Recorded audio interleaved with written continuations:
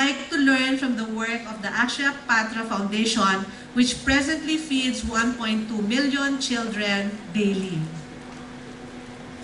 We hope that, as the case is in India, we can obtain support from the government for free daily lunch meals for our disadvantaged children.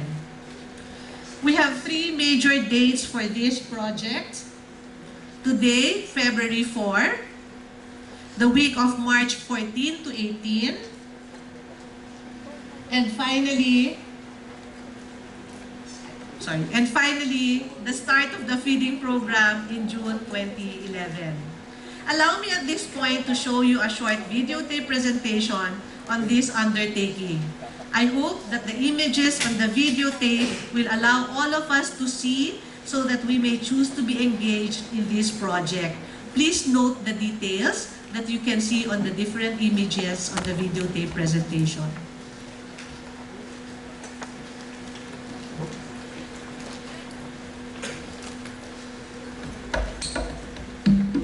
Practically everyone in our country now talks about how we should give the highest priority to education, as the chances of meeting the Millennium Development Goals for 2015 in poverty alleviation, health and education, the 3 areas that are most crucial to human development, continue to blur. Yes, everyone talks about the importance of education, but not everyone does something about it. This mismatch between the widespread talk and the seemingly limited number of people engaged in actually doing something about it may be traced to our apparent failure to look at the problem systematically. We hope that our activity today can provide some insights on how we can wriggle out of this tight spot.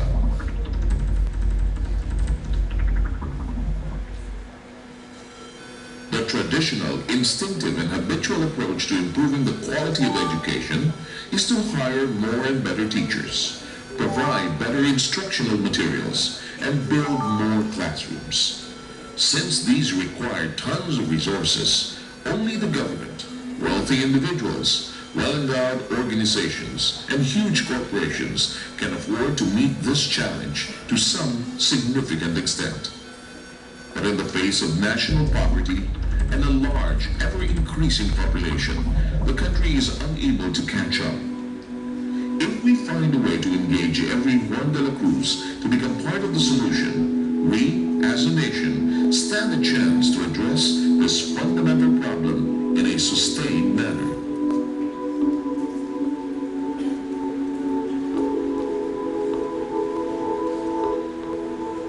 In the experience of the Ateneo Center for Educational Development in its work among public schools in Quezon City, Parañaque, Nueva Ecija, and other places, many of the children who cannot read have poor eyesight, and many of those who are inattentive are simply hungry. Children who faint in school and those who are frequently absent connect these occurrences to their turn not to eat for that day. For those who are able to eat, a meal consists of rice and boiled bawang or ketchup, and a typical breakfast is often made up of hot water and powdered coffee. If it is easy to make the connection between being underweight and being undernourished, it does not take a lot more to grasp the impact of malnutrition on a child's brain, the seat of learning in the human person. Important as they are, more and better teachers, appropriate instructional materials, and better school facilities are not enough to raise the achievement levels of our public school students.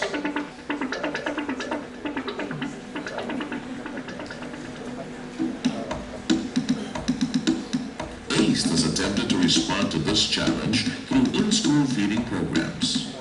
In partnership with Jollibee Foundation's Lusog Talino program, ACE is implementing feeding programs that consist of daily meals for 40 undernourished children in each of 7 public elementary schools in Quezon City. After 3 weeks into the program, the children's cheeks have become fuller, their weights have increased, and they have become more active, not just in class, but outside the classroom as well. There is documented evidence that in-school feeding programs have contributed to the increase in school attendance and academic achievement of students. However, although the feeding programs have benefited the children and their families, they make up a small percentage of the students enrolled in public schools, especially in urban areas, where as many as 50% of the school population are said to be malnourished. This is the situation in Bagong Silangan Elementary School, where more than 7,000 students in Quezon City go to. Thanks to Quezon City Vice Mayor Joy Belmonte's support, ACE has been able to offer a feeding program to a much larger scale. Since November 2010, daily lunch meals have been provided to 400 undernourished children in Bagong Silangan Elementary School. The children's favorite meals are tinola, tuna fritters with ketchup and reposadong gulay. Guided by recipes formulated by Jollibee Foundation, these meals contain lots of malunggay leaves. Based on these undertakings of ACE and its partners, one meal per child per day costs 11 pesos and 50 centavos, or 1,000 pesos per child per school year of 130 days. The investment on the 40 children for a school year is 60,000 pesos, and for 400 children is 600,000 pesos, and so forth. The arithmetic of these experiences shows that every level of the nation's citizenry can be engaged, from those who are loyal supporters of the PBA or the Metro Manila Film Festival to those who patronize high-end restaurants, hotels, resorts, and such similar activities. Moving beyond the initial investment, ACE is now partnering with the Ateneo Professional Schools to design and deliver operations systematically. Given the assumed magnitudes of undernutrition among public school children nationwide, it is critical that scale and sustainability characterize our response to the challenge. A systematic way of implementing is the smart way to go, making use of metrics, economies of scale, engaging communities, organizations and individuals, as well as a realistic and effective way of mobilizing funds. Since the Ateneo Professional Schools engage themselves in the realms of health, management, governance, and law, they can bring to their experiences insights and skills into this venture, distilling the learnings of the pilot feeding programs of ACE and its partners, drawing lessons from the massive feeding programs such as that of the Saya Patra Foundation in India and elsewhere, with the end view of developing a model appropriate for Asian circumstances. This model may then be appropriated by individuals, organizations, and communities in our country, truly offering every level of our citizenry the opportunity to help elevate the level of education in our nation.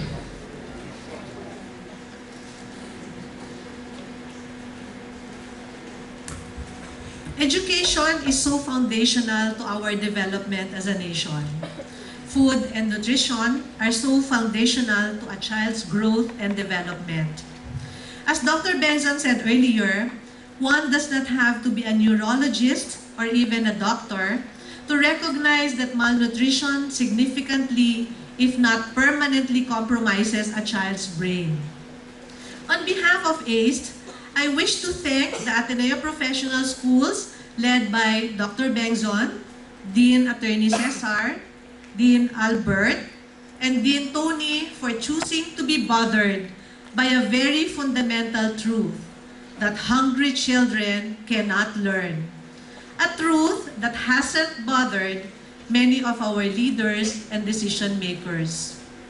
I wish to thank the Ateneo Professional Schools for bringing systematic thought to this project so that the solution may truly be sustainable. As director of ACE, I know deep down that ACE should have a clear answer to the question, how many public schools are doing better because of the work that you do? Or more importantly, how many children and their families are no longer poor because of the work that you do? I sincerely hope that about 15 years from now, because of this bold undertaking of the Ateneo Professional Schools, we will be able to say that 4,000 children and their families are